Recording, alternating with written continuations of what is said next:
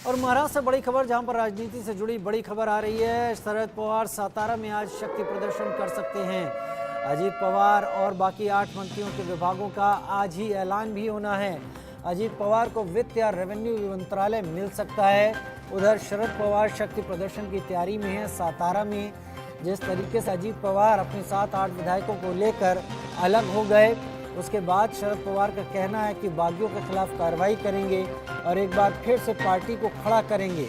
वहीं अजीत पवार का दावा है कि उनके साथ सबसे ज़्यादा विधायक और सबसे ज़्यादा सांसद हैं, लिहाजा पार्टी के चुनाव चिन्ह पर वो दावा पेश करेंगे। लेकिन बड़ी खबर ये कि आज ही सातारा में प्रदर्शन करने जा रहे हैं शरद पवार।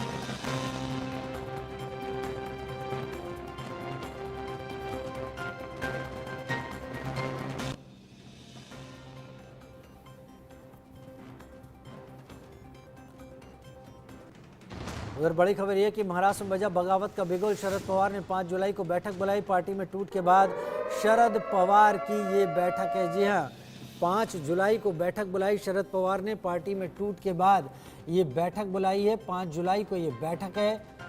शरद पवार का बड़ा कदम, 5 जुलाई को बैठक है और इस बैठक में तय किया जाएगा एनसीपी आगे क्या करेगी और किस तरीके से आगे बढ़ेगी, क्योंकि एनसीपी के चुनाव चिन्ह और एनसीपी पर तो दावा अजीत पवार भी ठोक रहे हैं। उधर एनसीपी पर अजीत पवार का बड़ा दावा। डिप्टी सीएम महाराष्ट्र के अजीत पवार ने एक बैठक बुलाई है। 5 जुलाई को अजीत पवार बैठक करेंगे और 5 जुलाई को ही शरद पवार भी बैठक कर रहे हैं। 5 जुलाई को अजीत पवार भी बैठक करने जा रहे हैं अपने बड़े दावे को लेकर। तो दोनों ही तरफ से खेमेबंदी, गुटबाजी शुरू हो गई है। एनसीपी पर किसका कंट्रोल है, कौन एनसीपी को अपने साथ रख रहा है, इसकी कवायद शुरू हो गई है।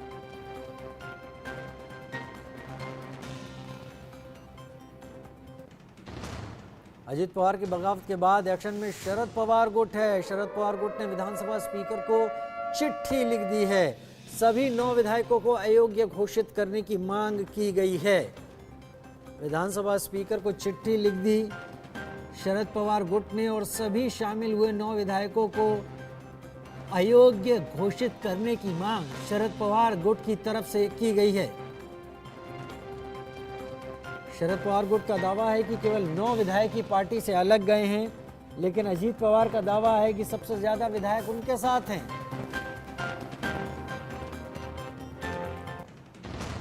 महाराष्ट्र की सियासत में बड़ा उलटफेर हुआ, जहां अजीत पवार ने शिंदे बीजेपी सरकार में शामिल होने के बाद डिप्टी सीएम पद की शपथ ली। ये सब कुछ इतनी तेजी से हुआ जिसको लेकर माना जा रहा है कि अजीत पवार की बड़ी प्लानिंग का हिस्सा थी। बीते कई दिनों से अजीत पवार एनसीपी विधायकों का एक बड़ा धड़ा शरद पवार से नाराज चल रहा था। इसके चलते महाराष्ट्र की राजनीति में सुपर संडे के दिन अजीत ने विधायकों की अपने घर बैठक बुलाई थी। इसके बाद करीब 40 विधायकों का बड़ा समर्थन रखने वाले अजीत राजभवन पहुंचे। इसके साथ ही सीएम शिंदे और देवेंद्र फडणवीस भी राजभवन पहुंचे और फिर अजीत पवार ने डिप्टी सीएम पद की शपथ ले ली। उनके समर्थक 8 विधायकों ने मंत्री पद की शपथ ली। यानी देखते रह गए पवार और अजीत बन गए सरकार। डिप्टी सीएम पद की शपथ लेने के बाद अजीत पवार ने पीएम मोदी की तारीफ की। उन्होंने कहा कि पीएम मोदी के नेतृत्व में देश प्रगति कर रहा है। साथ ही उन्होंने बीजेपी के साथ मिलकर आगामी चुनाव लड़ने की बात कही। के डेवलपमेंट के लिए और देश और मजबूत होना चाहिए और आगे जाना चाहिए। जो कुछ आज थोड़े प्रॉब्लम होते हुए वो सॉल्व करने के लिए भी सबने एकजुट होकर उसका मुकाबला करना चाहिए। इसी माध्यम से हमने सबने मिलके ये डिसीजन लिया है। पार्टी के नाते हमने ये डिसीजन लिया है और ये होते हुए पूरे विधायक हमारे साथ है, मेंबर ऑफ पार्लियामेंट हमारे साथ है, बाकी के पार्टी के वर्कर हमारे साथ है। इसीलिए आज मैंने डिप्टी चीफ मिनिस्टरशिप का ओथ ली हुए। हमें सबको ऐसा लगा कि नरेंद्र मोदी साहब के नेतृत्व में ही लोकसभा हो या आगे वाले चुनाव हो, वो सहयोगी पार्टी के नाते, जैसे हम इससे पहले कांग्रेस के साथ जाते थे, बीच में हमने शिवसेना के साथ हम 2.5 साल गए, वैसे अभी आगे विधानसभा हो, लोकसभा हो, लोकल बॉडीज का तो चुनाव वहाँ के डिस्ट्रिक्ट के हमारे कार्यकर्ता सोचेंगे, वहाँ के लीडर सोचेंगे कि क्या करना चाहिए क्या नहीं करना चाहिए। लेकिन स्टेट के और देश के जो चुनाव है उसके बारे में हम साथ साथ जाना चाहते हैं।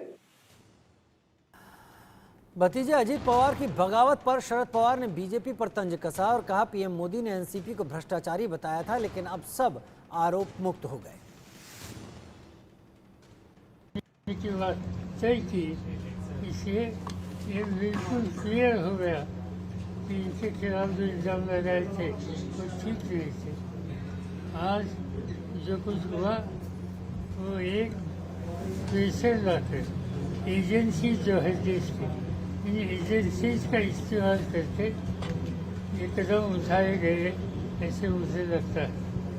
मुझे ये मालूम है कि एनसीपी पे कम से कम 6 या 7 हमारे साथियों के खिलाफ कुछ न कुछ एजेंसीज का काम चालू था। हमारे कुछ साथियों को जेल में भेजा था। जैसे छगन भुजबल के बाद मैं कह सकता हूँ कि जो खुद 17 महीने जेल में थे और ये सब हमारे साथियों के खिलाफ ऐसे एक्शन की मांग जिन्होंने की, आज उन्होंने ये सब साथियों को साथ लेकर नई स्कीम में वर्ष देकर पावन किया। इसकी खुशी मुझे है। कहिए मैंने नाम खाली प्राइम मिनिस्टर का लिया, क्या का नाम नहीं लिया। मैंने यही कहा कि महाराष्ट्र में हम लोगों तो गांधी नेहरू की विचारधारा, चौहान साहब की विचारधारा, इस पर काम करने वाले जो लोग हैं, हमारा एक सरदार साहब है, तो सरदार साहब करार में जो सरदार चौहान साहब की समाधि है, मैं कल वहाँ जाऊँगा, समाधि का दर्शन होगा और वहाँ से शुरू करूँगा पूरे महाराष्ट्र में जाने का, लोगों को मिलने का, अपनी नीति लोगों के सामने रखने और उनका समर्थन हमारे विचारधारा को कैसे मिलेगा, इस पर मेरा ध्यान रहेगा। इधर महाराष्ट्र का सीएम एकनाथ शिंदे ने कहा कि हमारी सरकार को 40 एनसीपी विधायकों का समर्थन प्राप्त है। अभी एक मुख्यमंत्री और 2 मुख्यमंत्री, डबल इंजन वाला सरकार मोदी जी के नेतृत्व में चल रहा था, इसको अभी ट्रिपल इंजन मिल गया है। ये अभी पूरे ट्रेन की गति से भागेगा। सर्वांगीण विकास के लिए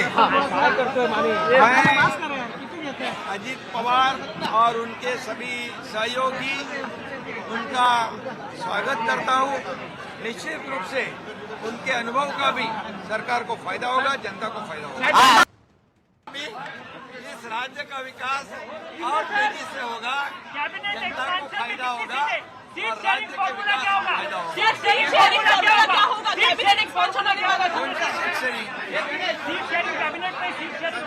अरे अभी बहुत टाइम बाकी है।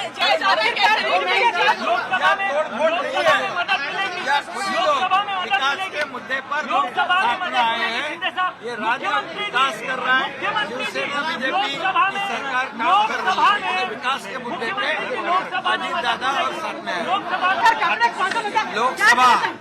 लोकसभा के चुनाव में अभी पिछली बार 4-5 सीटें उनको मिली थी, अभी उतनी भी रख पाए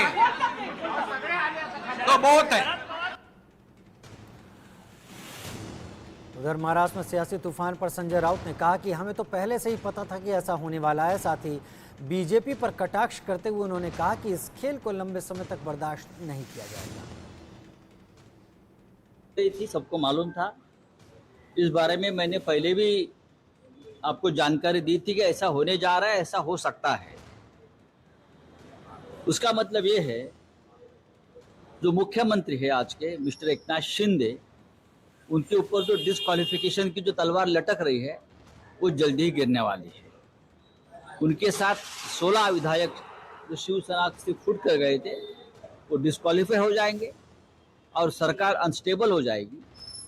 उसके लिए ये नया सपोर्ट दिया है। और मैं और एक बात कहता हूँ, अभी चंद दिनों में महाराष्ट्र को और एक मुख्यमंत्री मिलेगा। और सर इसके बारे में लोगों ने शपथ ली है, वो सेंट्रल एजेंसी के रडार पर है। अभी आप उस बारे में जनता सोचेगी, जनता बोलेगी। कि सरकारें कैसी बनती है महाराष्ट्र जैसे राज्य में और केंद्रीय यंत्रणा का कैसा दुरुपयोग किया जाता है, आज फिर एक बार पूरे देश की जनता ने देखा है। धन्यवाद। बड़ी खबर का रुख कर लेते हैं। एआईएमआईएम नेता वारिस पठान ने बीजेपी पर बड़ा हमला बोला है और ये कहा है कि महाराष्ट्र में खेला हो गया। वारिस पठान का बयान, एनसीपी बन गई बीजेपी की B team, BJP washing machine है, जो बीजेपी में जाता है दूध का धुला हो जाता है। 70,000 करोड़ के स्कैम का अब क्या होगा?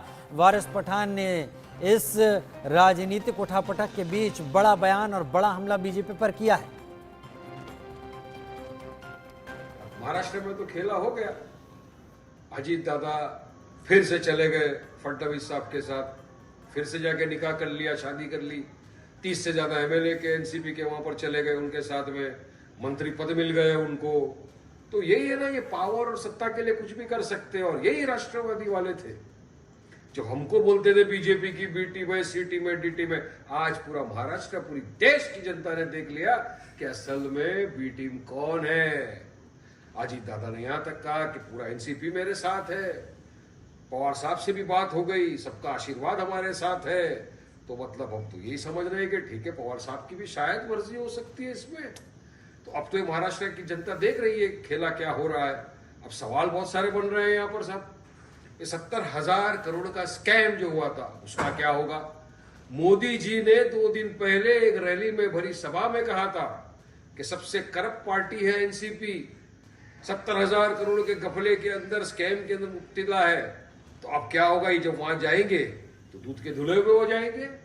मतलब बीजेपी तो एक ऐसा वॉशिंग मशीन बन गई है, वॉशिंग पाउडर निरमा जो भी आया उसमें दूध का धुला हो जाता है। मतलब एक ही चीज से अपना काम बनता, भाड़ में जाए जनता। उधर महाराष्ट्र में हुई सियासी उलटफेर के बाद कांग्रेस नेता अशोक चव्हाण, जो कि पूर्व मुख्यमंत्री भी है महाराष्ट्र के, उन्होंने क्या कुछ कहा, ये सुनते हैं। देखिए, जहां तक सवाल कांग्रेस का है, कांग्रेस में कोई असर उसका होने का सवाल ही नहीं उठता है। आज भी हम ऑपोजिशन में है। एक तीनों पार्टी का गठबंधन था और कांग्रेस और शिवसेना उद्धव ठाकरे, हमारी तो गठबंधन अभी भी जारी है। राष्ट्रवादी का सवाल जहां तक आता है, अभी उनके साथ कितने लोग बचे हैं हम तो जानते नहीं। वो पवार साहब ने जहां तक कहा है कि वो रिवोल्ट है उनके पार्टी के अंतर्गत। तो अब पवार साहब को फैसला करना है कि जो एनसीपी अभी उनके साथ जितने एमएलएज हैं उनके बारे में उनको तय करना है कि वैसे भी गठबंधन तो जारी है हमारा, उसमें कोई बदलाव नहीं है। अब वो क्या चाहते हैं उनको फैसला करना है।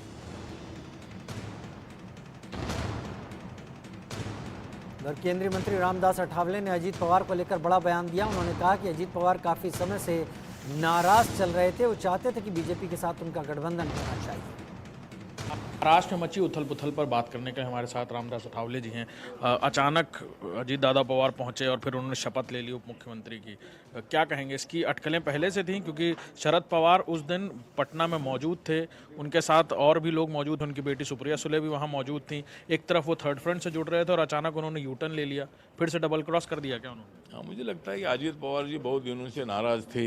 अजीत पवार जी चाहते थे कि अपन बीजेपी के साथ जाना चाहिए। मैं भी पवार साहब के साथ कई साल तक मैं रहा हूँ और मैंने भी मतलब पवार साहब से अपील की थी कि आपने नरेंद्र मोदी जी को साथ देने के लिए एनडीए के साथ आना चाहिए, लेकिन उन्होंने हमारा माना नहीं। और फिर अजीत पवार जी ने बंद करके 40-42 एमएलए को अपने साथ लेकर इधर आए हैं। उसी तरह मैंने उद्धव ठाकरे जी को भी बोला था कि आपने बीजेपी के साथ आकर सरकार बनानी चाहिए, लेकिन वो भी मतलब बीजेपी के साथ आए नहीं। और फिर एकनाथ शिंदे जी ने उनको झटका देने का काम किया। तो मुझे लगता है कि अजीत पवार जी चाहते थे कि भाई मोदी जी अच्छा काम कर रहे हैं तो मोदी जी के साथ जाना चाहिए। ये कांग्रेस के साथ रहने से क्या फ़ायदा है, उद्धव ठाकरे के साथ रहने से क्या फ़ायदा है। तो अजीत पवार जी ने बहुत बड़ा निर्णय लिया है, उसका हम स्वागत करते हैं। ये क्या एनसीपी टूट रही है अंदर से, इसका भी संकेत है? शरद पवार की पार्टी टूटेगी अंदर से क्योंकि वो खुद थर्ड फ्रंट के साथ होना चाह रहे थे और उन्हीं के भतीजे ने ऐसा कर दिया। हाँ, तो मतलब एनसीपी तो टूटे, मतलब एनसीपी का 75-80% जो पार्ट है, ये पार्ट अजीत पवार जी ने अपने साथ लाया है।